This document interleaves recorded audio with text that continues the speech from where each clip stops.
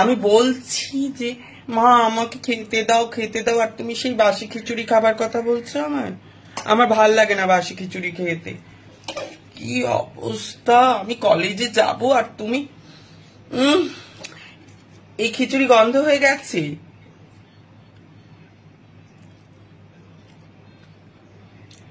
আমি কতবার করে বললাম, তোমরাই বলো।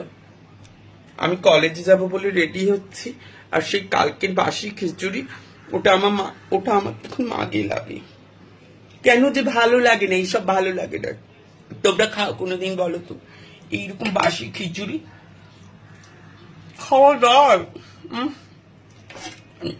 বলো তো, আমার ফিগার মেনটেন হবে কি করে যদি বাসি খিচুড়ি খাই?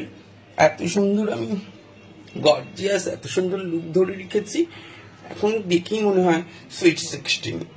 সকলে বোঝে না, আর আমার মাত্র সেই অখাদ্য বাসি খিচুড়ি গুলো আমাকে গেলানোর জন্য একেবারে উঠে পড়ে লেগে থাকে।